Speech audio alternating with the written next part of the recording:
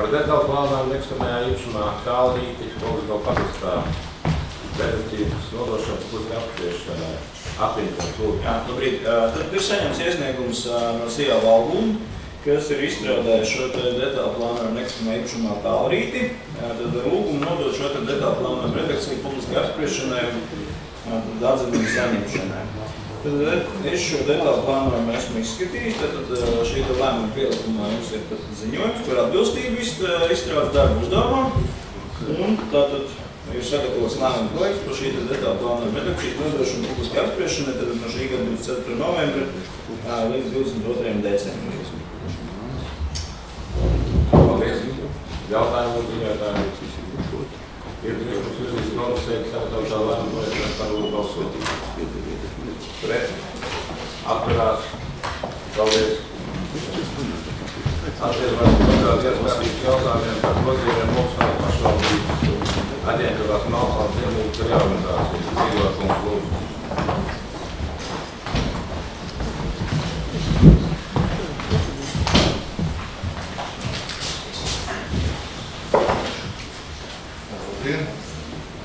Tātad piedāvātie grozījumi ir saistīti ar termiņu izmaiņu.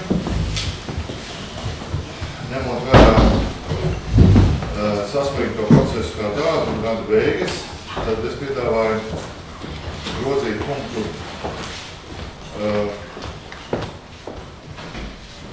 6.2. Tātad faktiski inventarizāciju mēs plānojam pabeigt uz 31. decembrī šī gada, bet dokumentus uzsniegts ir bilances papildināt uz februāra sākumu.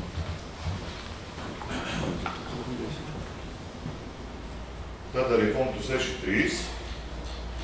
grozīt termiņu no 30. novembra šī gada uz nākamā gada 28. februāri, jo tas saistīts ar diezgan lielu apjomu aģentūras darbinieku novērtēšanai, atbilstoši amata saimju precizēšanai un noteikšanai. Un tas ir saistīts arī ar struktūrālām pārmaiņām, kas acīm redzot Melnkalnē būs pēc reorganizācijas. Līdz ar to darbu būtu racionālāk un pareizāk veikt nākamā gada sākumā.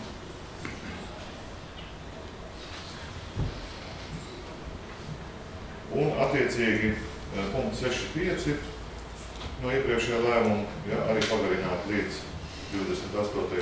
februārim 2015. gada, kas ir saistīts ar nolikumu izstrādi aģentūras struktūra vienībām un amata aprakstiem jaunajā aģentūrā. Paldies. Paldies. Jautājumu uz jautājumu, Kūsman, lūdzu. Labdien, es pirmkārt gribētu zināt, kāds ir jūsu amats, kādas ir jūsu kompetences un kāpēc jūs esat šeit un ziņojat mums. Es jūs redzu pirmo reizi. Tas būtu pirmais jautājums.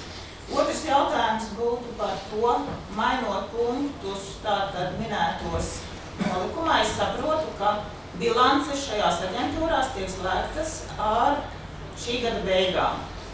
Bet 6.3 un 6.5 punktā tālāk ir jau minētajā redakcijā jautājums par darbiniekiem.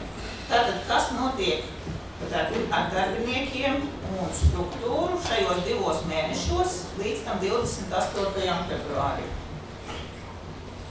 Darbinieki strādā, 1. janvārī sāk strādāt jaunā aģentūra, darbinieki turpina darbu Ogres domsaimniekā ar esošiem darba līgumiem.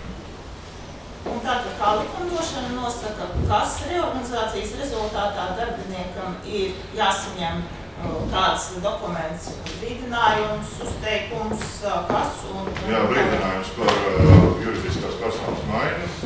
Novembra beigās tiks arī sagatavot un izsniegt darbinieku. Un tātad visi darbinieki turpina strādāt līdz 28. februārim un pēc tam? Visi darbinieki turpina strādāt ar 1. janvāri jaunajā aģentūrā. Un tālāk, tad līdz tam 28. februārim, kas ir plānots? Darbinieku novērtēšana, amata saimju noteikšana, atalgojuma kategorija noteikšana. Kas varētu mainīties tātad pēc 28. februāra? Kas varētu mainīties, tad, kad šīs vērtēšanas būs beigušās. Tāpat domas administrācijas vērtēšanu, kas notiek šobrīd. Paldies. Līdzīgs process. Un man jautājumi pirmā daļa. Patīkam iepazīties, Lūdzu kundze, es esmu Mēnārs Grigors, reorganizācijas projektu vadītājs. Esmu Ogres novada domas štata darbinieks. Štata darbinieks? Jā, uz terminētu līgumu uz projektu laiku. Štata darbinieks, es neatceros, ka mums būtu veikuši kāds štata izmaiņas ar domas lēmumu. Varētu man precizēt? Runa ir par projektu laiku līdz šī gada beigām. Nē, runa patreiz ir par štata darbinieku. Kas man varētu pateikt? Es gribētu precizēt, šī gadījumā Gēla kungs varbūt tās neprecīzi izteicās par to, ka mums ir līgums, Gēla kungs vada Malkalns un Dienvidas reorganizācija, un šis līgums ir terminēts un laiku. Tad viņš nav štata darbinieks. Nu, es gribēju teikt oficiāls darbinieks. Tad es esmu neoficiāls darbinieks. Un kādas jūs iepriekšējās kompetences, ka jūs tagad nodarbojaties ar tādu nopietnu jautājumu, par ko jūs esat iepriekš strādājis? Arī tajās skaitā arī ar reorganizācijām lielās organizācijas. Piemēram, Pareks banka, Citadela banka. Atcelšanas privātās struktūrās. Paldies. Paldies, lūdzu, vēl jautājumu. Ir priekšlikums sagatavot lēmumu projektu, domas par par balsojumu.